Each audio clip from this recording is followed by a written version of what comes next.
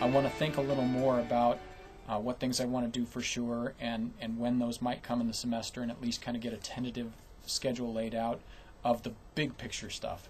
I'm not going to, I don't think, still have a detailed day-by-day breakdown of every single thing they're going to do. I think that's just going to have to come on the fly. I might go ahead and maybe lay out the first couple of weeks.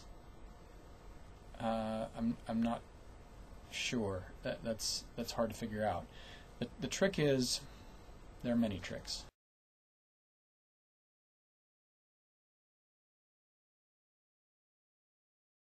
One trick is, I've got to figure out what those students need help with and start adapting it to what they need help with.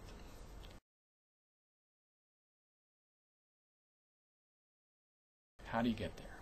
A lot of people like to use a diagnostic essay as a way to do that, and this is generally done in class on an early day, and they're told they got a half an hour, or however long to write something, and then the instructor from that figures out what the students need. I understand why people do that. Yeah, I get it, but I have some issues with it too. First, the whole metaphor of diagnosis, that they're sick, there's something wrong, and we have to detect what's wrong and then prescribe what will make it right, which isn't really what's happening. They're developmental students, they're in a process of development, and we need to guide them to a further process of development. So diagnosis isn't quite the right thing. But worse, one-time writing is not a good tool for assessing writing. Read anything on assessing and you'll see that. And one-time high stakes, or perceived as high stakes, is even worse. So it's just a mess to think that I'm going to have them write something really quick and I'm going to be able to tell what their issues are. Because especially, a lot of what we're teaching is rhetorical thinking and process, which is very hard to detect in that kind of a situation. I can't tell you anything about what their process strengths and weaknesses are when they're forced to do it in 30 or 40 minutes. Their process is scramble to get words down on paper, the same as mine would be.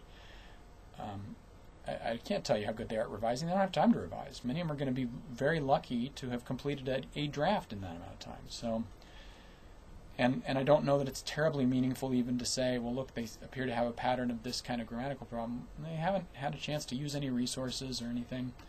So I think it just invites us to focus on the wrong things. That's very much my worry. So I don't want to do that, but I do want to try fairly early on to start to figure out what the indications are of where they need extra help. I'll try to do that in conversation with them as much as possible, both in the Comp 1 class and in the 90 class, and hopefully that will allow me to figure out how to adapt. So I may need to go ahead and lay out a first couple of weeks so that I have something to work from until I feel like I get better data.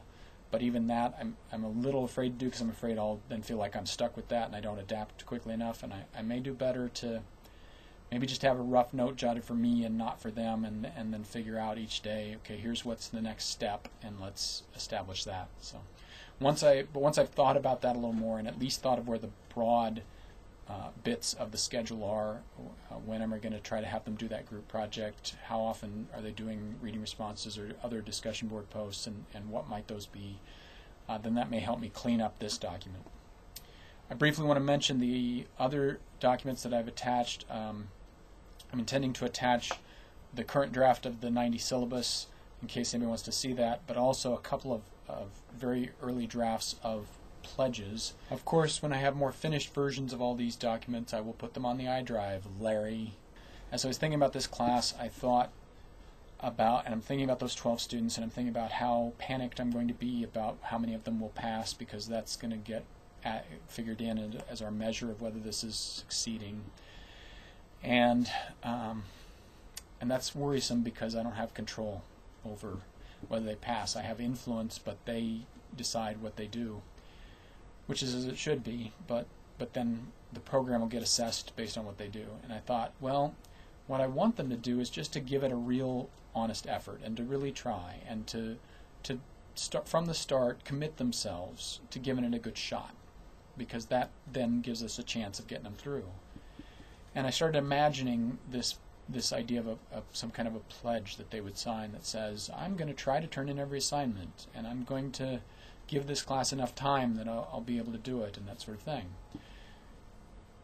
And so I was imagining doing that, and then I thought, well, then you better make a pledge yourself, because it's not fair of you, even if you don't require it, even if it's only an invitation, it's not fair of you to invite them to sign something pledging something if you're not pledging anything. So those two documents are early drafts of my pledge that I would give them signed, and then probably what it'll be is I'll have mine on one side and I'll sign it for them, and then on the back the pledge I'm asking for them to do, which I'll just invite them to do and invite them to sign, and I probably won't even have them give it to me. I would just invite them to do it and to keep it in their folder as a thing to look at from time to time to see if they're following through on that. So there's where I am now. So next up, thinking a little more about scheduling, trying to get at least a big glimpse of what it would be to get through the semester in this class, and then I'll be working backwards, coming back then to this document and to the syllabus and to the other handouts, and maybe by then starting to play with D2L layout and that sort of thing.